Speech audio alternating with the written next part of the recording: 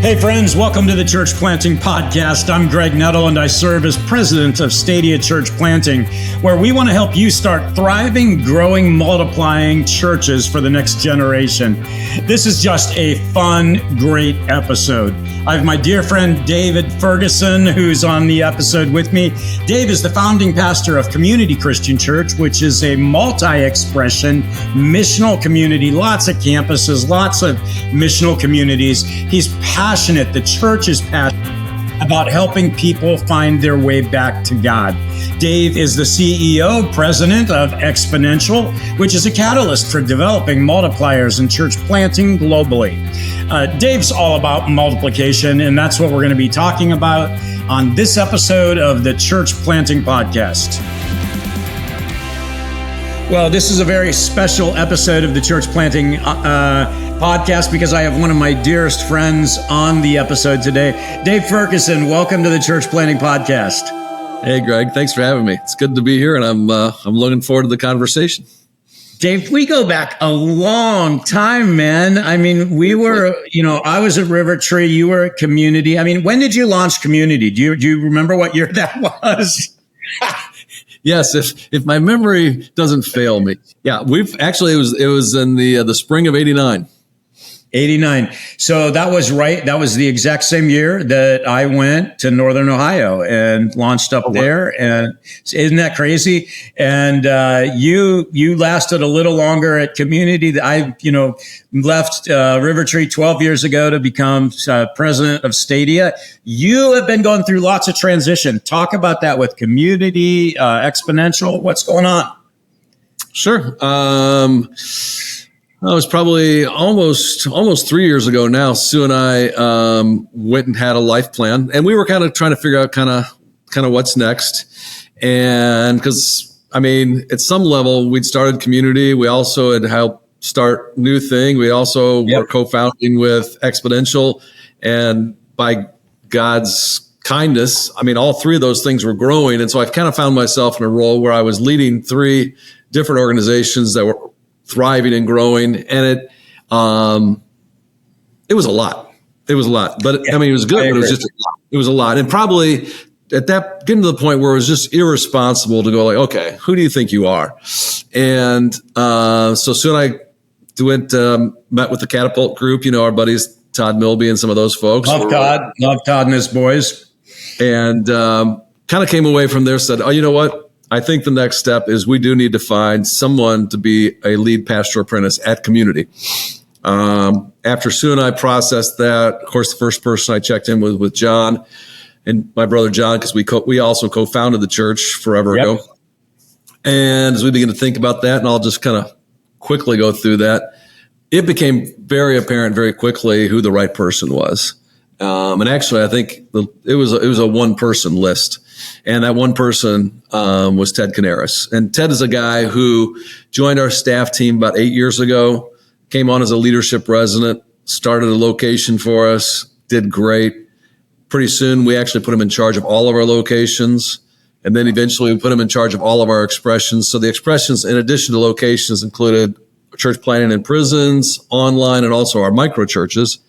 And then after that, we brought him onto the lead team. And so, he was just going through the leadership path. And we approached Ted about becoming the lead pastor apprentice. And over the course of about 18 months, he went through an apprenticeship with me where kind of what we call our 5 steps that we do with all of our leaders at every level. We kind of felt like, hey, one more time, everybody should have an apprentice, including the lead pastor. And so Ted went through that process.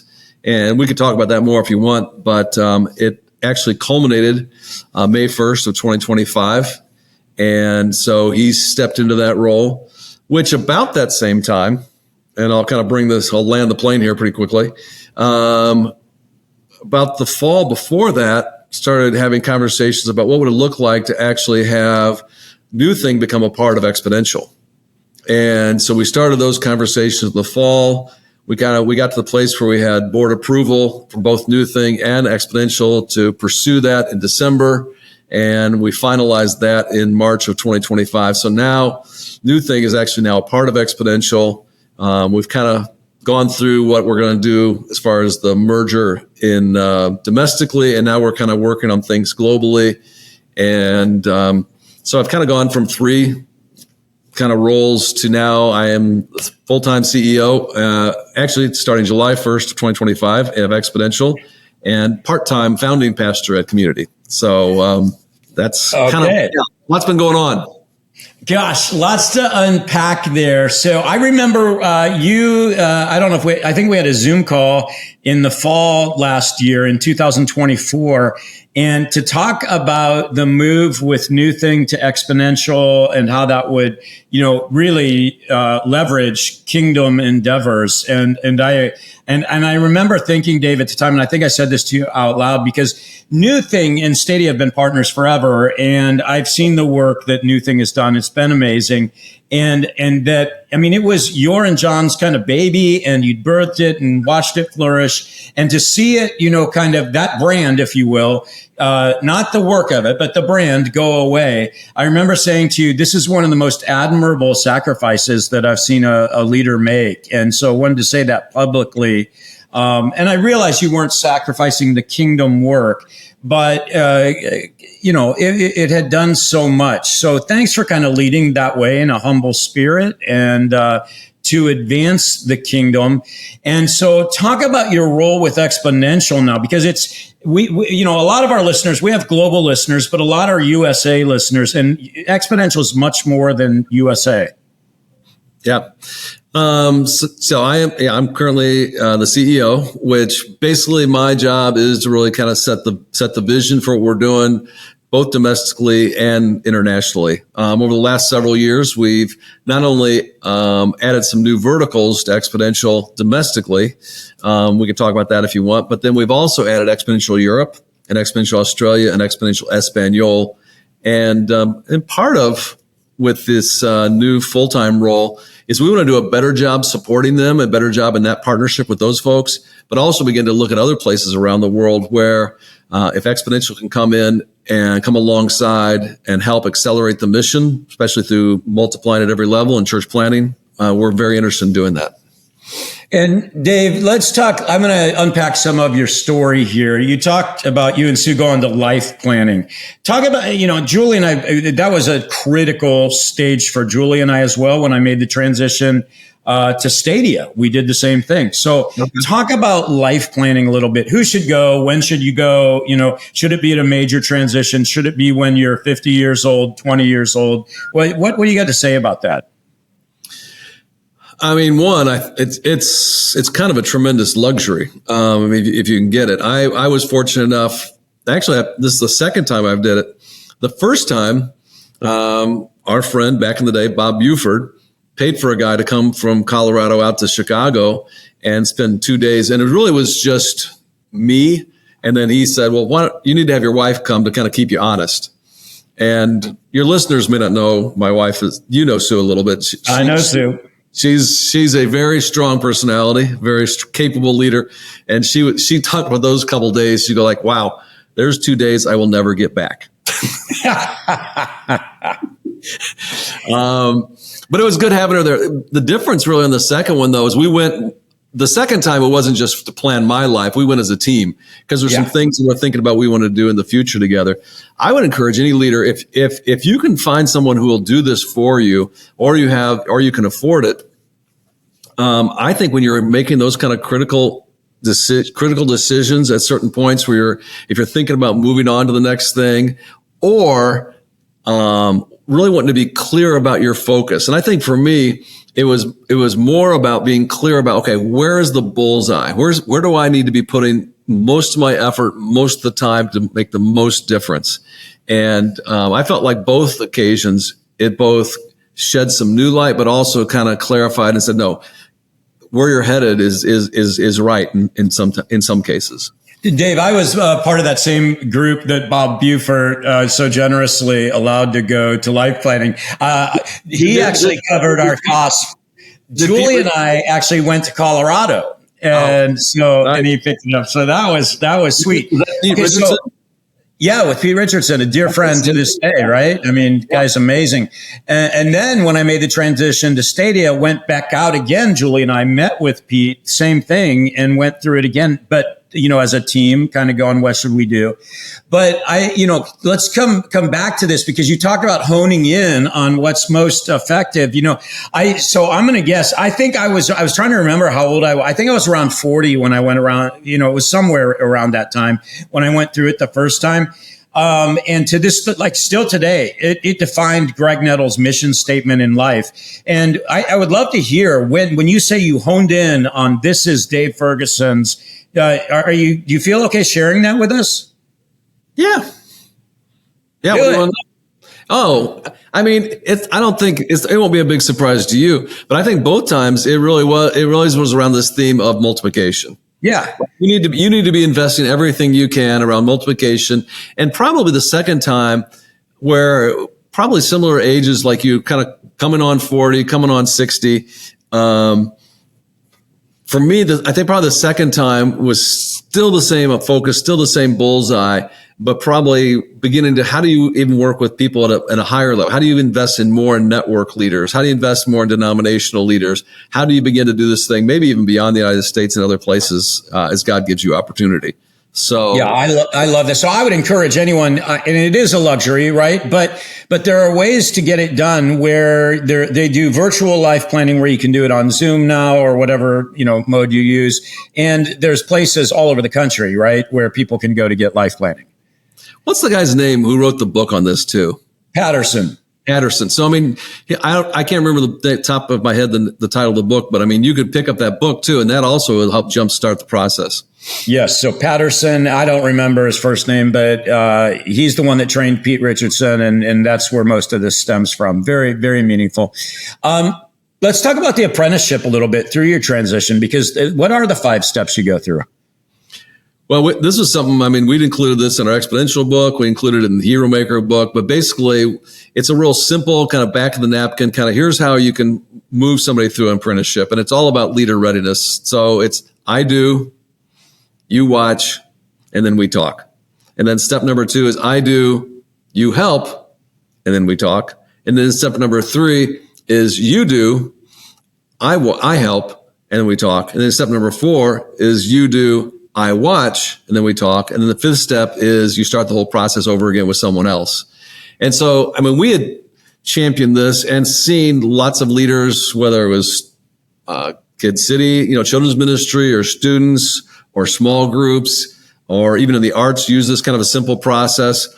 And so when Ted and I put together that 18-month plan, we basically framed it using those 5 steps.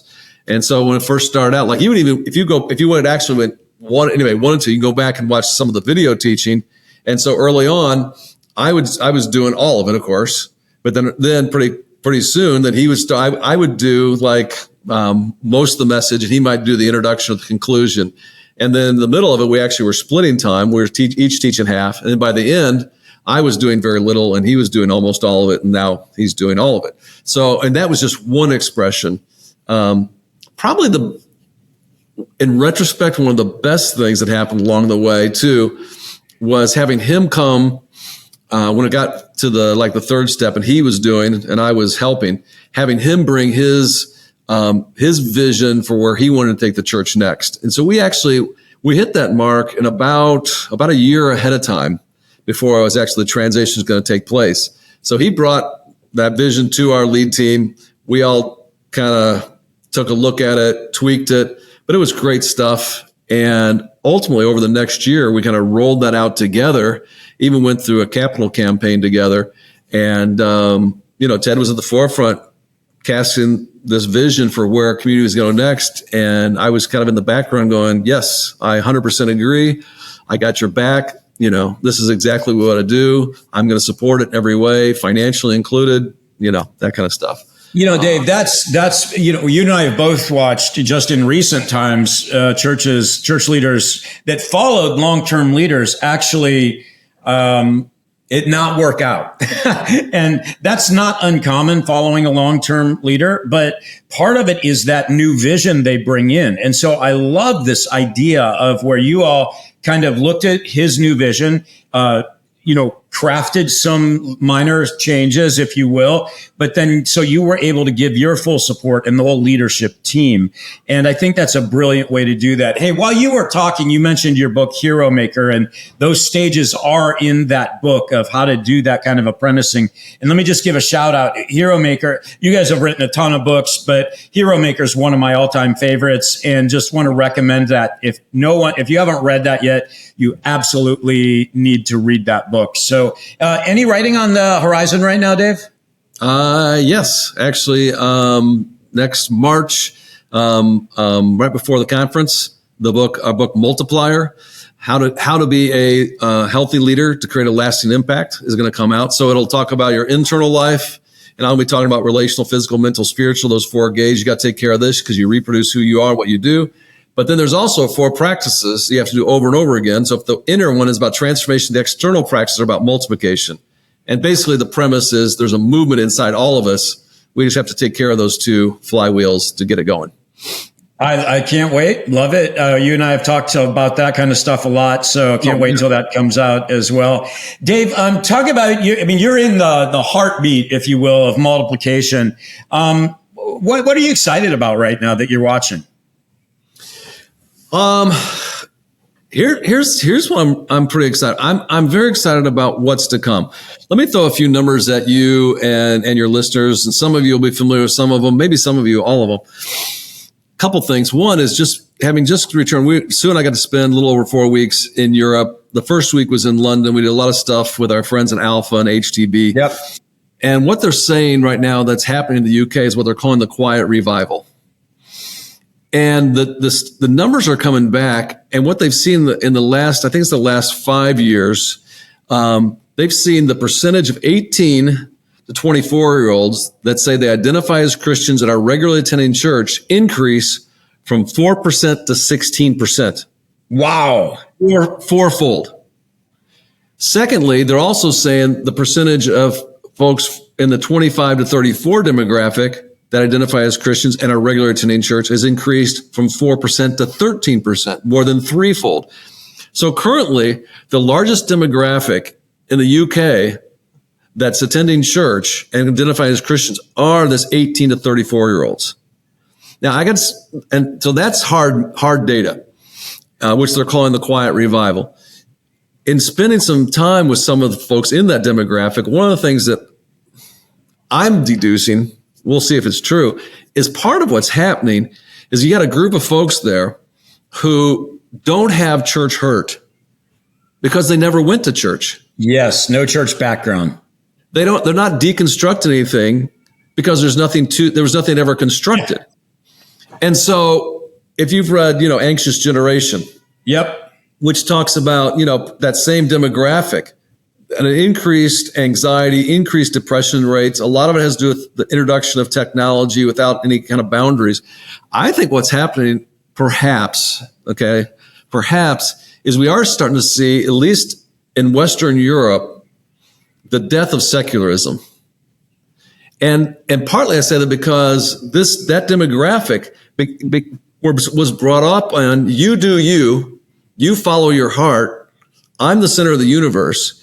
And as all of us, if we try to do whatever I want and I become the center of the universe, and all of it just leads to more anxiety and more depression. It doesn't work.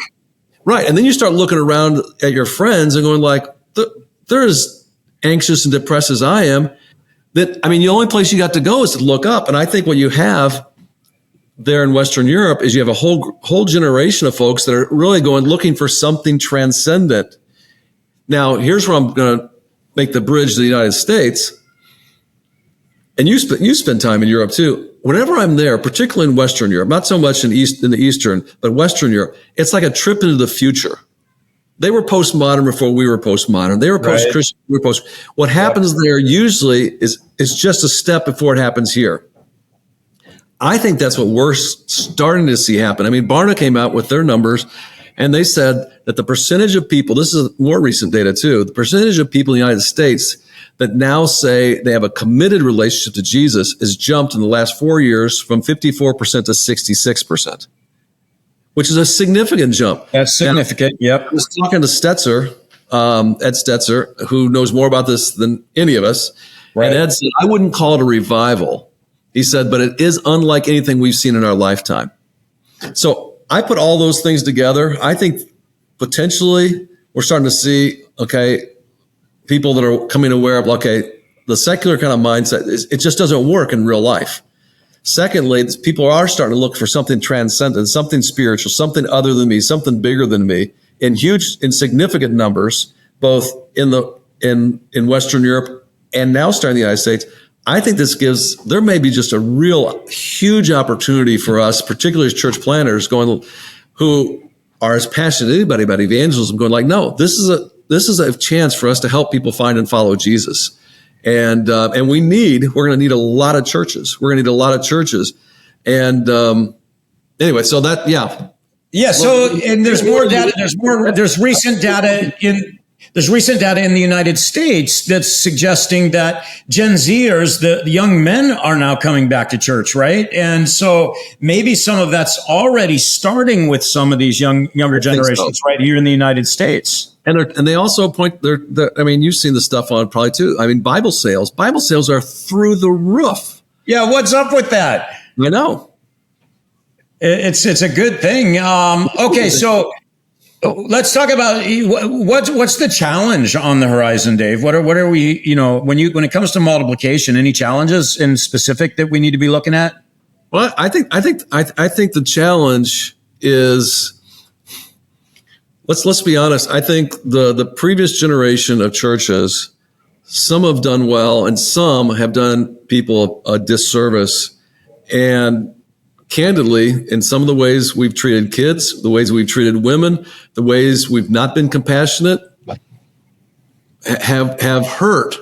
There is a lot of church hurt out there still in the United States. Even the way we've dealt with ethnicity, racial issues. Absolutely. And so I think what we need is, I don't need any church that's on a political continuum. What I need is a church that's passionate about following Jesus and establishing his kingdom. And I think we need language that ignores language to the left and ignores language to the right and says, no, we're about following Jesus and about establishing his kingdom. Let's figure out what that looks like together. And here's what I think. I think we may have a tidal wave of young people and young adults who are going I need something that's transcendent. I'm looking for peace. Our friend Noemi Chavez was on a call with us at the Exponential team just a couple of weeks ago. She talked about that as peace as the new apologetic. And I think that's true. If you can give people a peace, that's what they're looking for. And I think they're looking for that. And I hope what we need church plants that can deliver on that and candidly not hurt. Dave, it's funny you mentioned Noemi. She's a dear friend, as you know. And I actually have in my phone a quote from Noemi that she just said in passing. And she said, the gospel is a safe space. And I think that just reiterates it as well. What does it mean to have new multiplied churches and expressions of church in a whole variety of modalities, right? We know all about that. But a place where the gospel is a safe space for this new generation, next generation, to come where they're not going to have political diatribes, but where they're going to find people who are following Jesus, and following Jesus involves community transformation. It involves, as Tammy Melchine, who's on your team, likes to talk about, this heroic loving, risky loving of people. And I think that's what's going to win the next generation. Okay, so my question to you is, are you seeing that expressions of that now in the United States or anywhere in the world? Yeah, I think we are. I think we are starting to see that. I had a conversation even at breakfast this morning. I think some of the work that a guy like David Docuson's doing with the Neighborly Project, I think that's fascinating stuff. How do you actually bring different facets of the community together to collaborate to do something that looks like the kingdom of God? So I think those are happening. I do think there's a new kind of freedom, as you said. There's a lot of different modalities, a lot of different expressions of church, and I'm excited that we're starting to see that, and we're starting to see it from people who aren't just, I've been to seminary ordained pastors. You got people who in the church. A friend of mine in my small group long story. I'd love to tell that story, but long story short, has a huge heart for the special needs community. And all he needed was permission and a little bit of equipping. And every Sunday night, he gathers about 100 folks that are a part of them and their family that are part of the special needs community. And he started a church. I don't think it's ever even occurred to him he should get paid. He's just thrilled. Exactly, right? He's just thrilled that he gets the opportunity to do it. And I think those are the things that really excites me. Okay, I'm going to ask you a hard question now. So, I mean, you and I, we still think about this, the next run we have and stuff. And let's just say, God said, I want you guys to go plant a church. And I'm going to talk to you about Chicago, Dave, because that's where you are. You know that city so well. God says to you now, I want you to plant a church. All these modalities out there. We've got bivocational, co-vocational, micro, launch large, digital, virtual, all this stuff. If you were starting now, what would you be excited about launching? Am I starting now at the current stage I'm in? Or am I starting now like at 20 as a 25-year-old? Start at 25. 25. That's a better question.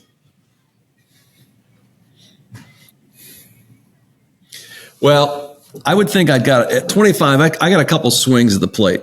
So, I think if I was starting right now, I would think in terms of a micro expression. Because again, me too, Dave. Me too. Well, here's my thoughts, and I want to hear yours. One is I think it's a low cost, faster, more disciple making way to get to movement.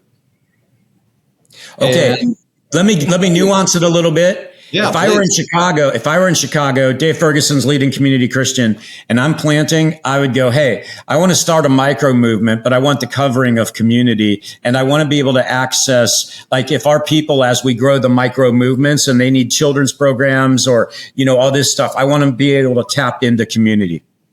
Okay, well, got time for a quick story? Yeah. So when we came out of COVID, I was challenging everybody, hey, do the thing you've always wanted to do, because if it doesn't work, you can blame COVID. Exactly. That's Good. true. It's true. So one of the things that we did is we went from being a multi-site, instead of multiple locations, we started calling it multiple expressions. You might have noticed I use that term. Yes. Well, we started planning microchurches. Now, because we were on the barely other end of COVID, we were doing all of our training online. Yeah. What I didn't anticipate, and shout out to Rodrigo Cano, who, while I was the lead pastor, he was spearheading this experiment. He did all of the training on Zoom. And basically, it was kind of a combination of the Blessed Practices, Hero Maker, and a few other things we threw. Not long. And we were thinking Chicagoland. We're going to start these microchurches in Chicagoland. Well, here's what happened. So because we have people from community all over the world who watch community online, we had a guy from India, as one example, named Kali, who said, can I come to the training? We said, sure. He comes to the training and he plants a micro expression. We said, hey, you don't have to be a part of community. He was like, no, I want to be a part of community. You want to be a part of Community Christian Church? Yeah, I want to be a part of community. All right. So you could be one of our micro churches. Well, you know how this works. And people in India are prolific at this. So he brings back 3 apprentices, says, hey, can I get them trained? They get trained. Next thing he does, he brings 10. Long story short, we're 3 years into this now. We have 177 microchurches, and we have over 3,500 people that are microchurches. But here's the weird part that I didn't anticipate, okay? And I'll ballpark the numbers. I have a spreadsheet, but I don't have it in front of me. Like 111 of them are in India. There's like 40 in Uganda. There's like 20 in Cuba, a couple in Kenya, and then we got about a dozen in Chicago. And who would have thought? Right. Now, here's the thing. Here's the challenge I'll give some of your listeners, because your listeners love this kind of stuff. I am telling you. And like my part-time role as founding pastor is going to be working with Rodrigo to continue to expand this thing. This is an opportunity that most medium to large churches have not yet taken advantage of. Yep. There are people. Here's the thing. Like, you have to talk somebody into teaching a 5th grade Sunday school class. You have to twist arms. But when you have the World Wide Web and you go, hey, who wants to start a micro church? And there's 8 billion people out there. Guess what? There's a bunch of people that want to do it. All you have to do is actually just make it available. It's like all about platform. It's a platform organization is what it is. People who want to start microchurches, I'll give you the training and coaching to do it. And that's what we're doing. And it's taken off like a juggernaut. And I hope more people will start doing that. So friends, you see why I love Dave Ferguson, why I'm so excited about his expanded role, new and expanded role at Exponential, and why I love serving alongside him. Dave, thanks for being part of the Church Planting Podcast. Hey, thanks, Greg. Thanks for listening to the Church Planting Podcast. The Church Planting Podcast is part of the Stadia Podcast Network. To find more great episodes and to see how Stadia can help you start thriving, growing, multiplying churches for the next generation, be sure to check out stadia.org/podcasts.